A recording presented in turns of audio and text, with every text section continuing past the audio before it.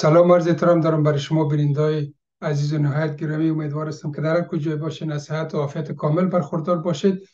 با یک سلام خاص دارم برای اویده از مهاجرین ما که در هر گوشه از جهان در مسیری راه هستند، در تکلیف هستند، در مشکلات و مشقت هستند. امیدوار هستم که این تاریکی و این سردی زندگی روزگار و آلام جنگ و مهاجرت از رخ همه هموطنان ما برداشته شود. طوری که شما بیننده عزیز و نهایت گرامی آگاهی دارین، هموطنان ما در مغایرت با تمام قوانین بشری، حقوقی، انسانی، اسلامی از کشور پاکستان کشیده میشه به ظلم، به جبر، به لط و کوب، به بسیار حالت فجایی که ما بسیار در این وضعیت متاثر و متاسف هستیم. هموطنان و همنوان ما که در هر کجای از این سیاره زیبا زندگی داره همچنان این وضعیت هوایی کار پاکستان محکوم کردن و اکثر جاها اعتصاب و مظاهره کردن. صحبت ها شد در نشست های مختلف ملل متحد. اما تا کجا این تفاوت ها یا تا کجا این گزینه ها میتونه عملی باشه؟ طور که شما با یکی از نام های آشنا که انجمن سراسری حقوقدانان افغانان است آشنایی داریم. این انجمن که تشکیل شده از افراد و اشخاص و شخصیت های مسلکی کشور با اندوخته هایی که دارن و در قسمت بلند کردن صدای افغان ها همیشه نقش اساسی خود داشتن. به این معنا که این انجمن همیشه مشکلات و صدای افغان ها بوده و با یک اعلامیه، با یک مصوبه اینا پیام افغان ها را و یا صدای افغان ها را به سر میز شورای امنیت رساندن که کارشان قابل تمجید و افتخار است و ازشان تشکری کرده و برشان سعادت آرزو میکنیم. همچنان این انجمن در قسمت مهاجرین افغان ها از پاکستان دست به کار شدن و اعلامی را به نشر سپردن در صفحات اجتماعی، در بخش خودشان و در اکثر جای تلویزیونی و مطبوعات. من خواستم که این پیام با شما شریک بسازم و یک تن از اعضای رهبری انجمن مهمان برنامه ماست که دعوت کردیم که پیام بر شما بخوانه. مهمان برنامه ما هستند محترمه لیلا ابراهیم. لیلا ابراهیم یک تن از هیئت رهبری انجمن حقوقدانان است که روی خط با ما هستند. میخوایم که بیشتری موضوع را و یا خود پیام از بانو لیلا ابراهیم بشنویم. لیلا ابراهیم، شما را با برنامه خود خوش آمدید میگم. ما هم سلام احترام خدا برای شما محترم نوسی گرامی تقدیم میکنم و همچنان سلام و احترام برای تمام دستاندرکاران تلویزیون پربیننده بهار و بیننده‌های محترم تلویزیون شما چی در افغانستان و چی در خارج افغانستان است، با خصوص و هموطنان عزیز ما که در این شب روز در پاکستان هستند و در این شب روز در بدترین حالت هستند و بدترین شب روزا را سپری میکنند. بر از اونها هم سلام خدا تقدیم میکنم. شما زنده باشین. سپاس. اگر خدا کمی کوتاه و مختصر برای بیننده ما هم معرفی بکنین که بیننده ما گرچه ما گفتیم اما بیشتر آشنایی داشته باشن با کار شما بخصوص در بخش انجمن حقوقدانان. نام ما لیلا ابراهیم است و ما عضو شورای رهبری انجمن و همچنان عضو هیئت اجرایی انجمن سرتاسری حقوقدانان افغانستان است. بسیار عالی، بسیار زیاد تشکر از اینکه برای ما وقت گذاشتن، افتخار بخشیدین. ما و بینندای ما شاهد یکی از بهترین پیام‌های هستم که انجمن سراسری حقوقدانان افغان ایره به نشر سپرده و در صفحات اجتماعی هم است. میخواهیم که در مورد این پیام از شما بشنویم و اگر داشته باشین ایره برای بینندای ما پیشکش نمایید. بله، چرا نه. ما این پیام همراه خود دارم و پیشکش شما و بیننده‌های عزیز میکنم. بفرمایید. اخراج جبری مهاجران افغان مغایر تمام ارزش‌های حقوقی و انسانی است.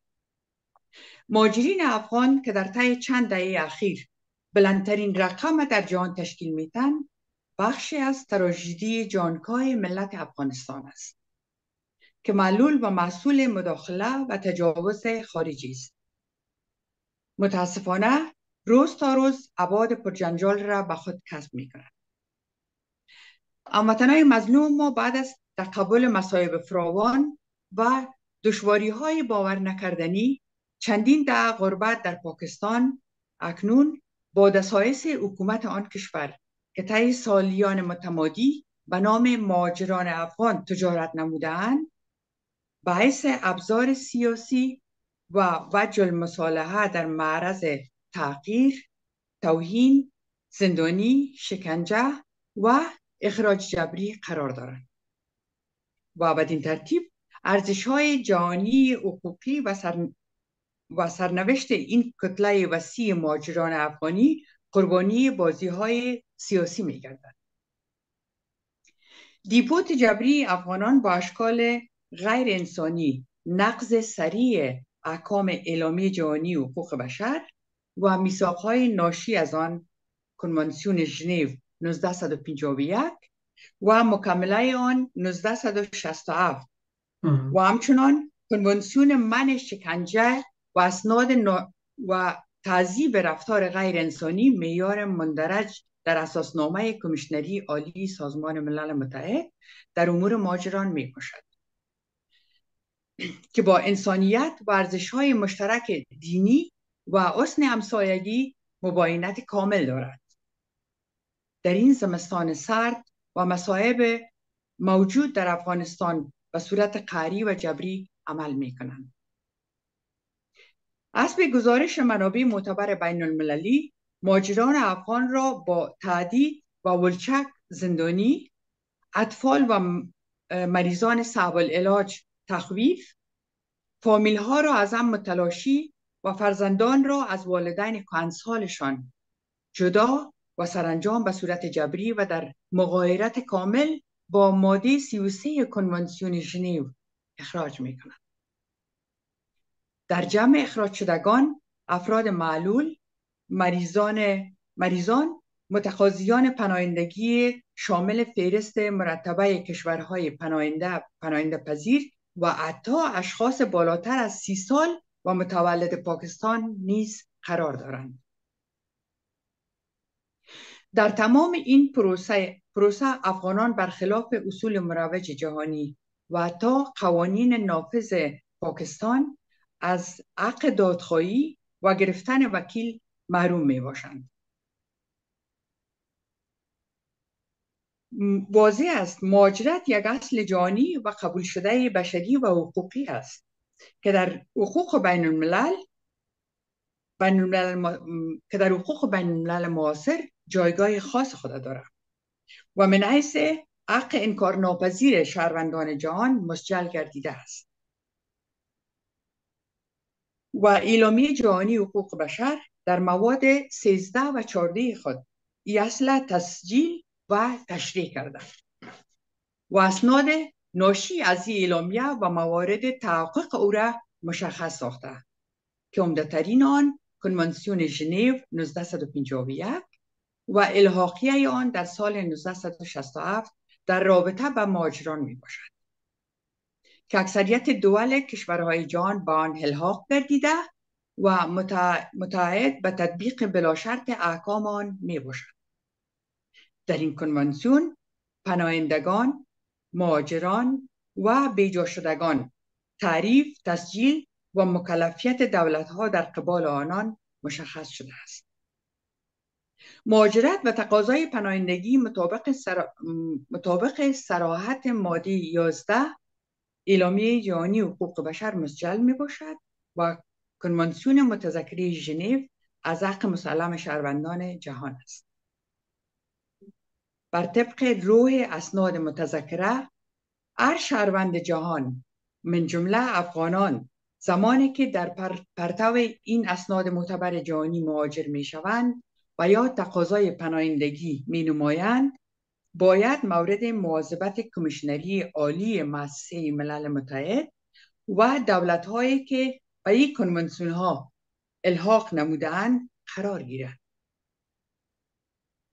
متکی به همین اصل قبول شده بین المللی است که تصمیم حکومت پاکستان به خاطر اخراج جبری مهاجران افغان با اعتراضات گسترده در داخل پاکستان و جهان مواجه گردیده است. در تازه ترین مورد، گروهی از حقوقدانان و کارشناسان سازمان ملل متحد به شمول آقای ریچارد بنت، گزارشگر خاص آن سازمان در امور حقوق بشر افغانستان، اتخاذ این تصمیم حکومت پاکستان را در مغایرت با تمام معیارهای حقوقی خوانده و ضمن ابراز نگرانی شدید از عواقب عملی این تصمیم از حکومت پاکستان خواسته تا به تعهدات بین‌المللی خود وفادار باشد. انجمن سرتاسری حقوقدانان افغانستان با در نظر داشته موارد فوق و در حالی که به حقانیت داعیه بر حق مهاجران مظلوم افغان باور کامل دارد، به تعقیب تلاش‌های قبلی خود از سازمان ملل متحد، جامعه جهانی و از حکومت پاکستان می‌خواهد که اصل حقوقی مطابق به احکام و ارزش‌های مندرج در اسناد معتبر حقوقی که تذکر یافت، هیچ گونه مجوز مشروع برای توسل به دیپورت جبری مهاجران افغان وجود ندارد. ب. ملحوظات بشری. مطابق احکام اعلامیه جهانی حقوق بشر و حکم ماده 5 آن، دیپورت افغانان مغایر تمام ملحوظات انسانی پنداشته شده و تخطی از آن یک عمل غیر انسانی قلمداد می‌گردد. 3. اصل مسئولیت اخلاقی. اظهر من الشمس است که جامعه جهانی و من جمله امین کشور پاکستان در قبال تراژدی خونبار افغانستان و تداوم آن و حتی ایجاد احوال کنونی که مسبب آواره شدن جوانانی که اکثریتشان تحصیلات عالی و بلند دارند مسئولیت دارند و امروز باید این اصل قبول شده بین المللی را رعایت نمایند و بالاخره حق مهاجرت و حق بازگشت داوطلبانه به وطن مطابق به بند دوم ماده 13 اعلامیه جهانی حقوق بشر تضمین شده است.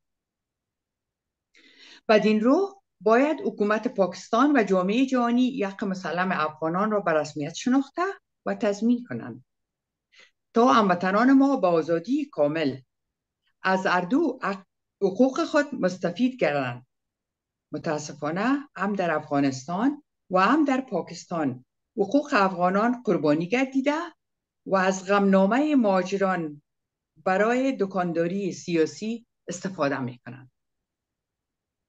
این کتله وسیع افغانای مستمن، مستحق و مستضعف به قوم، مذهب، سمت، حزب و ایدئولوژی خاص تعلق ندارند.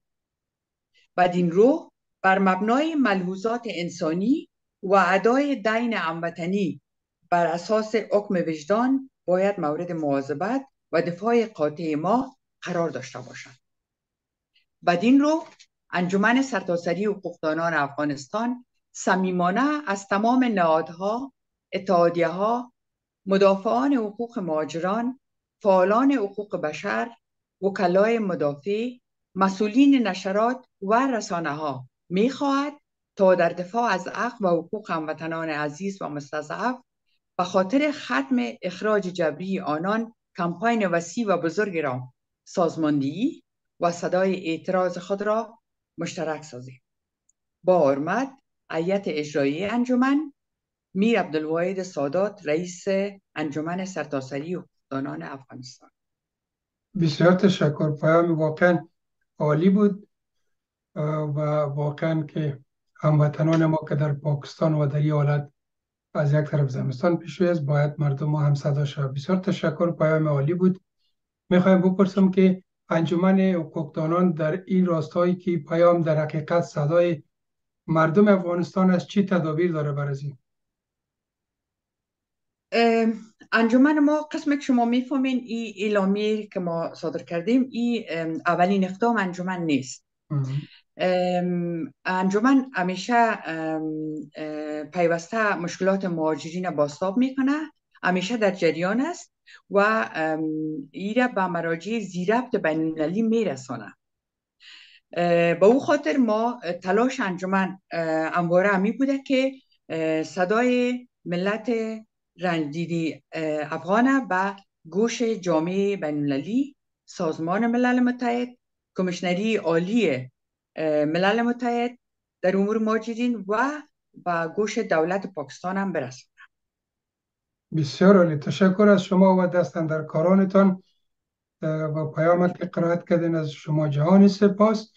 در آخر برنامه اگر شما پیام یا گفتنی شخصی داشته باشین هم میتونین، میکروفون در خدمت شما است. ما آرزومندی ما برقراری صلح واقعی در افغانستان است. این آرزوی بسیار دیرینه است. متاسفانه مدت بسیار طولانی است که ما منتظر آرامی واقعی در داخل افغانستان عزیز خود هستیم و آرزو داریم هر چه زودتر به این پیکر زخمی و آزرده سرزمین ما مرهم گذاشته شود. و در پالوی از این من حیث یک زن، من حیث مادر آرزوی ازیری دارم که درای مکتب برای دخترای و زنای کشور باز شود. اونا حق کار و حق تحصیل داشته باشند و زنا که نیم پیکر اجتماع کاملا امروز فلج شده و کاملا از صفحه اجتماع کاملا به گوشه رانده شدن و اینا آرزوی ما همی است که تمام مردم افغانستان در زیر یک بیرق بدون در نظر داشته تعلقات منطقوی، لسانی، مذهبی همشان با هم متحد باشند و برای و هر کدام از اینا با مو امکاناتی که به دست دارند برای ساختن یک افغانستان آزاد، آباد و سربلند تلاش بکنند. بسیار عالی. یک جان از شما تشکر، از انجمن حقوقدانان تشکر که همواره در قسمت رساندن صدای بر حق مردم افغانستان تلاش و سعی نمودن. تشکر که شما با برنامه حضور داشتین و از وقت گذاشتین. یک جان تشکر. زنده باشید. ما هم از نام هیئت اجرایی انجمن، از رسانه من جمله از جناب شما و از همکاری همیشگی تلویزیون بار اظهار امتنان و خوشی میکنم. تشکر. زنده باشن. لطفتان شب روز خوش. تشکر بسیار زیاد به ندای نهایت گرامی که تا این دم با ما بودین. در هر کجا که هستین در حفظ امان خالق یکتا باشین و امیدوار هستم که وطن و هموطنان ما از این آلام جنگ، از این ماجرات ها در امان باشن و با خانواده‌هایشان به یک سرنوشت خوب برسن و این قانون شکنی، تجاوز، شکنجه، بدبختی هایی که در سراسر جهان است پایان بیافته. از توجه و حمایتان جهان سپاس.